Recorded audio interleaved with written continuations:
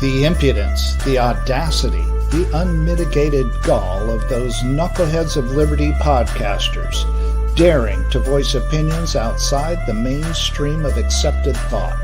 Listen if you dare. It's angry, it's funny, it's even sometimes sad, but it's always based on freedom and justice, as you will see.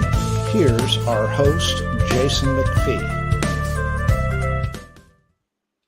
Welcome to the Knuckleheads of Liberty. We're coming at you on December 5th, 2022. Boy, I tell you, about a little over about 2 years into the Biden administration, and boy, does it seem like a long slog. But we have an interesting departure from that today. We're going to talk about a film, and it's a documentary film that's coming out, and it's called The Innovation Race. And so that's going to talk a lot about trade and intellectual property and intellectual property theft. And so those are certainly issues that liberty-minded people are interested in. So we want to get into that. But before we do, let me introduce you to our panel. In our upper left-hand corner, we have Leon, the word Brathwaite, last word in Liberty. He is a retired engineer in the state of California.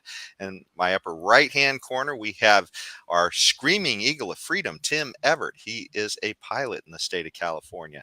And in our lower left-hand corner, we have our special guest today to talk about the film. He's actually even in the film too.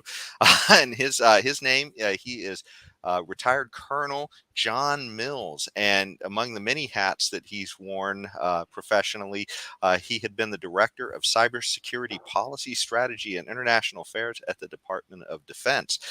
So he's got a little bit to say about this too. Innovation, it's sort of a key issue. How do we invent things? How do we decide who owns ideas around these? These are all complicated questions that certainly impact trade and the wealth of a nation. James, you could pull up the website real quick so we can direct people where they can go to find out a little bit more. We're going to start a trailer. We usually don't do this on the show, but this will really help to set the stage because there's a lot going on here, and I think in 3 minutes they can say a lot more than I can about it. So let's pull up the trailer. James, can you pull the trailer? For over a century, America has been the world's inventor, a country whose ideas and innovations transformed mankind. But today, our nation faces challenges at home and abroad. Challenges that threaten our economic and military security and the very idea of American greatness. We have a great history of inventors in America who've done great things. The Wright brothers, Thomas Edison. We have a system that has encouraged people to be inventors, to solve problems by providing them with the ownership of what they actually created and patented. How do we turn inventions into innovations? How do we turn an idea in an inventor's head or something in a lab or the garage into a real-world product or a real-world service that other people can use and enjoy? And that's the key of the patent system. That's what patents as property rights do. A patent is a constitutionally created property right. It's something that our founders, our framers of our Constitution recognized. Our patent system used to be very strong and reliable. That's no longer the case. There's some big tech companies up here whispering in the ears of congressmen, sliding campaign donations to them and saying, we want you to dilute the patent system even more. Patents haven't just played an important role in growing our economy. They played a key role in developing the technologies that have made our country safe. Xi Jinping and the Chinese Communist Party in the last 5 years have made it abundantly clear that they intend to not just compete with the United States, they intend to surpass us and to be the world leader in innovative technology. Innovation drives economic security and national security. We've lost sight of what it is to protect this nation. China's investing heavily in its own innovation, in its own military. They are serious competition for us. We need to up our game. And they've gone, hang on a second, what if we don't just steal the technology, What if we steal the system that America actually operated successfully and we implemented in China? What if we out-America America? Dominating technology means you dominate the economy of the world. Dominate the economy of the world, you dominate the world itself. It all goes back to the question of who is going to develop the technologies of tomorrow. Clearly, this is a race that we cannot afford to lose because we're not going to have a country. Okay. Well, no, that was certainly a good introduction to all of this, and it certainly shows what some of the stakes are, and certainly with some of the the tensions we've been having with China, how important some of this can be. So, John, did you want to tell us a little bit about how you got involved with this film?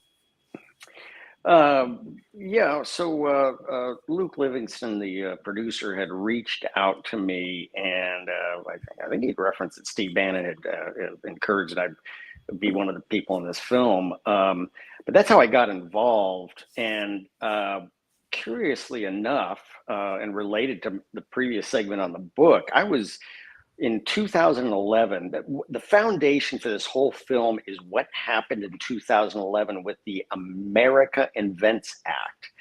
Okay, and everybody, we need to learn never, ever, ever, ever trust a nice sounding title on a piece of legislation, because it's usually the opposite. And I was working on a parallel, because I knew the AIA was going on at that time, debate and structure of the American Invents Act, but I was working on a parallel piece of legislation related to cyber. And so I was more focused on the cyber legislation. I was one of the key drafters of that. But this went on. What happened with the American Invents Act is it essentially destroyed the existing American patent system. It created this internal board, which they call a court, but really does not operate under any form of normal legal procedures of evidence and ability to cross-examine, et cetera, et cetera. And it essentially, after a patent is awarded, it allows somebody to repeatedly question that and essentially strip away and minimize the totality of that patent, which begs the question, why even have a patent? Well, and John, before we go too much farther on that, maybe we ought to get into the question too. Just what is intellectual property for the listeners? I mean, essentially, we're talking about patents and the idea that the government is giving the rights to somebody, to exclusive rights to make money off of that idea, essentially. So, sort of a monopoly on an idea, I guess you might say.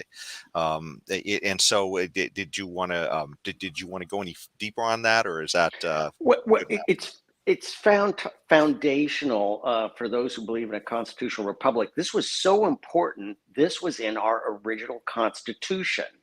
Yeah. This is foundational to why America is different.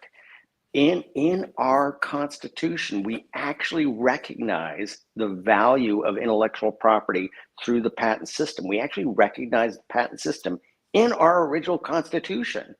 And so that's foundational, is encouraging innovation and protecting it once it's been established through a patent, so that those who work hard will be able to reap the benefits. But it's good for all of us. It helps all of us.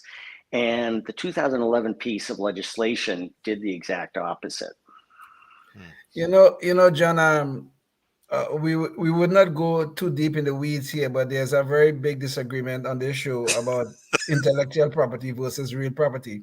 Could you kind of let's illuminate us a little bit as to why intellectual property may be just as important as real property, or not? Could you just talk a little bit to that subject? Well, sure. I mean, in my layman's perspective, I'm not a lawyer, but intellectual property is ideas that are foundational to goods and it could be even services too. And it is valuable, and it should be treated with respect as valuable. And so it is real, whether it's a patent, a copyright. We want to reward the hard work. So yeah, intellectual property is very real, and this is why the FBI and the DOJ do spend, in addition to spying on the president, they do spend a lot of time protecting intellectual property. Yeah. Oh, and just for the reference too that John gave, he's the author of a book called "The Nation Will Follow," and it talks about sort of the deep state and some of the spying that they do. But you can actually find that on another show that we did interviewing John. So check that one out if you want to go deeper on that dive. But no, one of the conflicts we have on the show, when we talk about intellectual property, is just that there's a fundamental difference, I guess, with respect to economics and scarcity. The idea of before an idea is hatched, there's scarcity just like real property. But once an idea is hatched, then there's no scarcity of that idea. The idea that if everybody uses the idea at the same time, it doesn't keep somebody else from using the idea. So whereas like, with your house, obviously, or your shoes, you can't, everybody can't use those at the same time. They're scarce. So that's it's sort of a little technical economic point that we've batted about a lot on the show. But anyways, we don't want to we don't want to deflect too far. Go there, Jason. We really do, because I have a lot to say about what you just said. Yeah, we could go on for a whole hour kicking that around. We want to really stay focused on the nuts and bolts of this issue right here. But as far as 2011 goes, and it's called the American Invents Act, I guess it was called, you said. And so that essentially, I guess it weakened the patent laws then. Is that what it did? So it allowed. Yeah. And we want this to be a bipartisan issue, and we want to garner, it's an educational process. So I don't want to just, beat up on the legislative branch of government, but this is where we saw Congressman Coons and we have a couple of other congressmen that are involved in this film. But this is the challenge of, oftentimes legislators do not really understand what they're voting on. Why is that? They're busy. The legislation is complex and overly long. And oftentimes staffers, God bless them, we need staffers, but the reality is oftentimes you have more junior types of staffers that have not had a lot of life experiences, and they're explaining to a US rep or a senator in the elevator in 30 seconds what this thing is they're about to vote on. That's not a good process. And so you have a 21-year-old slurping a juice box explaining the complex legislation in an elevator. We just have to do better at that. And I apologize. It's somewhat funny, but oftentimes there's a significant element of truth in this, and we have to do better on this process because that's how we got this act. That's how we got. If congressional members really red teamed and went through this and really understood the implications of what they were acting or voting on, they probably would have put a pause to it. So we have to address this, and we're going to have to go back and substantial overhaul of this language, because what it's doing is it's driving innovators either A, why spend my time on a patent at all? Or B, let's go to China, because China now is essentially offering the patent system we used to offer. And then we shot full of holes in 2011. One number I wanted to bring up too from the film, it says, just so people understand the scale of what we're talking about here. I can't remember what the source of the information is, but they said $600 billion is what they believe it costs this country annually, the theft of intellectual property to China. So, nowadays when they're just throwing around trillions, 600 billion is a lot of money still. That's FBI Director Ray. Those are from some of the congressional testimony. Okay. But it raises a question. I mean, if we are talking about this level of loss to the United States, to our economy, and to probably to some of the people who came up with the ideas of some of the goods and services that we see here in our society. If this thing is so impactful upon us, why is nothing being done about it? I mean, it's the numbers are out there. We know about the theft that is ongoing. Why is nothing being done about it? Yeah, because democracy is the democratic republic is the absolute worst form of government, except for everything else out there. It's slow. It's slow and bureaucratic. But we should, and the legislators are so distracted with so many bells, whistles, sound, light, and heat that this is an important one.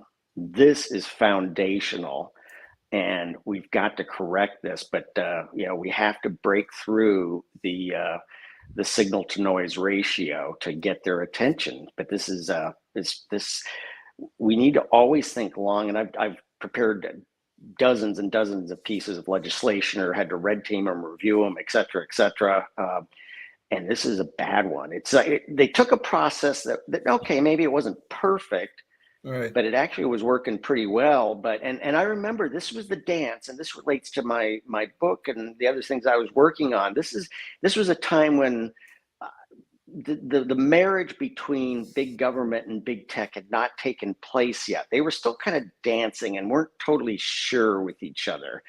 But this is essentially, in hindsight, was essentially the big gift from big government to big tech, because the primary beneficiaries of this new process is big tech, and who have deep pockets, armies of lawyers who can return and revisit an awarded patent that they look at as competition or a threat, and repeatedly bring it into this quote court inside of Patent and Trade Office, and just whittle it down until it's the guy or girl says, well, why did I even spend time doing a patent? This is a So that sort of brings us to, I guess, the point of how does this impact both people who have patents currently and people who are trying to get patents? These changes in the laws, does it discourage people from trying to get a patent, and also Absolutely. too, for those people who are patent holders, does it water down the value of their current patents? Yeah, and again, this was so important that the founders actually put it in the Constitution, the concept of a patent. So yeah, it's a deterrent to those who want to file, because they're watching what happened. There could be immense, people sell patents all the time. If you watch Shark Tank, I mean, it's one of the first things they ask on Shark Tank: do you have a patent? And a patent's oftentimes is part of the financial calculus, and on discussions on buy and sell of companies. It's very important, but it's with what we've seen, and this is more in the kind of the cyber IT big tech world, but it has ramifications, because anybody can use this to whittle down a patent they see as a threat. This is the foundation of crony capitalism, which is not capitalism. Okay, if big government is choosing winners and losers, that is no longer capitalist. That is essentially, you curry favor with the government, do what you're told. They'll decide who wins and who gains and who gets shut down. That's no longer capitalism. It's crony capitalism, which is a variant of a rapid slide to socialism. Oh, okay. Or fascism. Yeah, there you go. Absolutely. Yes. Absolutely. Yeah. Okay. Can you hear me? Jason? Maybe. Are you guys hearing me fine? Because you look like you were frozen for a second. It looks like maybe I'm the one bogging down this time. Yeah. I might be getting frozen a little on this end, but things seem to be okay now. So, but I heard most of that. Okay, excellent. One of the things I wanted to bring up real quick too, and as we talk about, I guess, what it takes to even get a patent, James, maybe you could pull up the the visual on this real quick. So I found this article on IP Watchdog, and I think it's it's 2015 article, but it does have some figures in, and they talk about, just going in to get a patent can be a little bit daunting. I mean, it costs several $1,000s potentially to do a patent search, and and then of course there's fees to filing a patent as well. So I guess if you do have all of these impediments, then certainly you'd want to think that it's worth something after you get it, Of course, I yeah. suppose. But on the other hand, too, it may also be a little bit daunting as well for that person who's just trying to get their first patent, to see that there's all of this work just in trying to figure out, is this idea already taken? I Yeah, guess as yeah. well.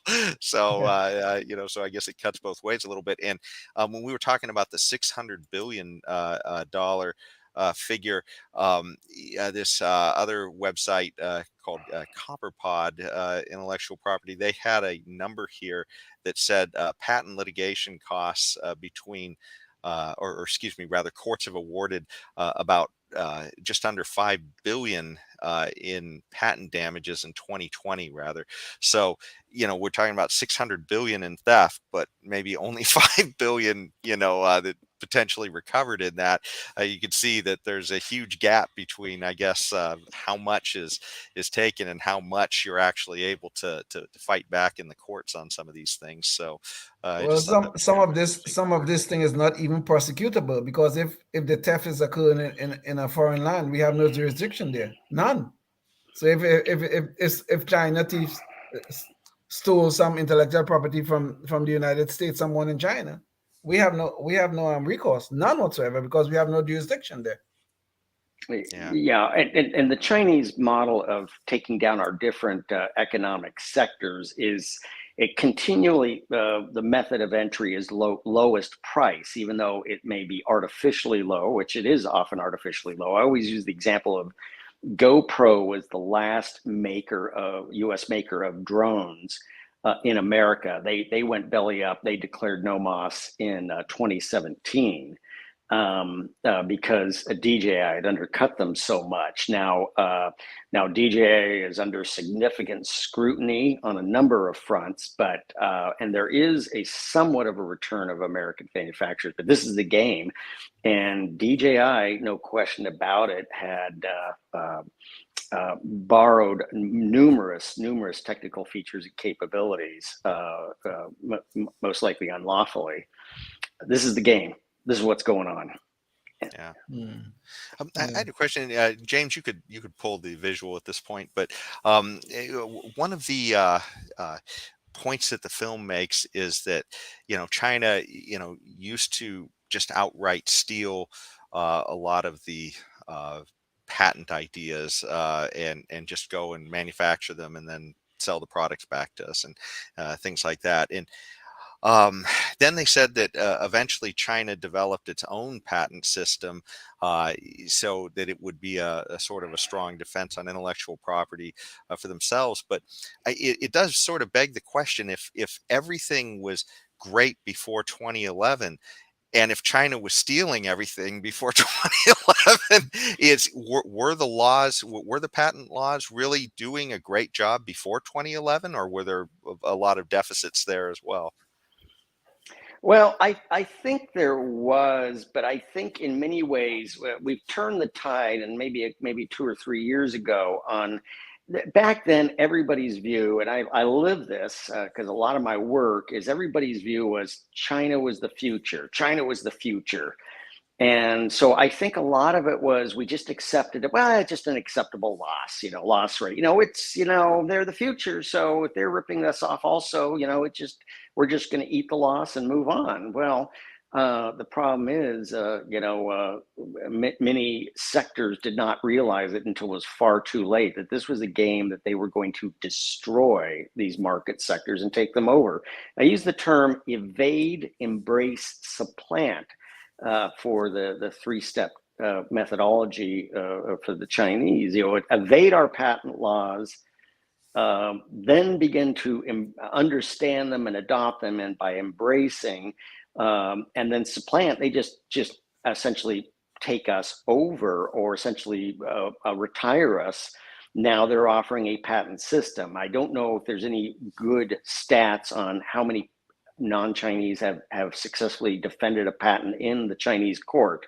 That would be very interesting. I think the reality is there's probably very little track record or data on that.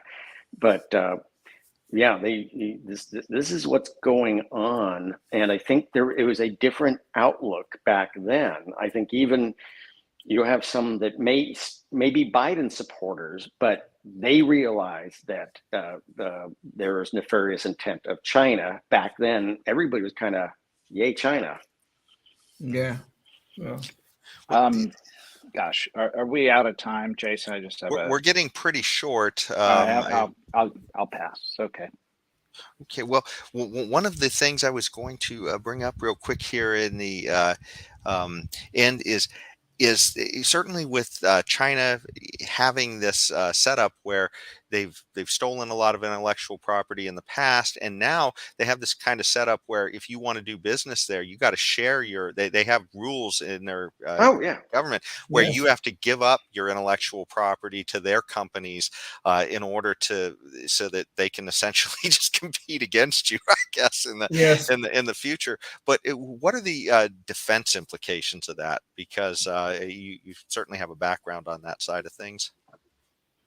Not trusted. It is effectively under the Chinese rules. You're effectively owned. If you're going to do your incorporation in China, means you are 51% owned by the government right off the bat. It means you must have full access and sharing with the intelligence services.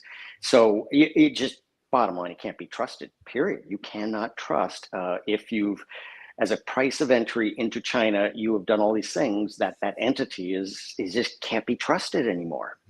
But this has big national defense implications as well. So, certainly with, I guess, defense technology, even, I guess.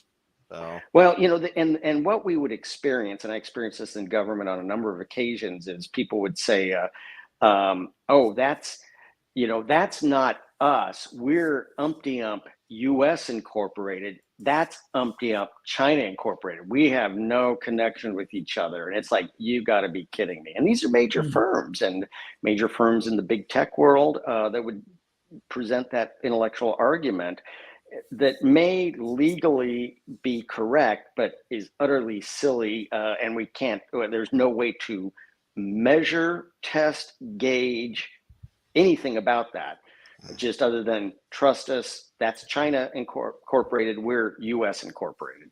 Okay. And James, we're just about out of time. James, can you bring up the visual real quick? So on the way out here, we have the website, The Innovation Race. You can find out a little bit more about this issue there, and bringing up the website too for John's book as well. So you can find out a little bit more about that as well. And like I said before, you could check out a different episode that we did where we talked with John about his book. Thanks so much, everybody, for joining us. And until the next one, stay free. Yes, indeed.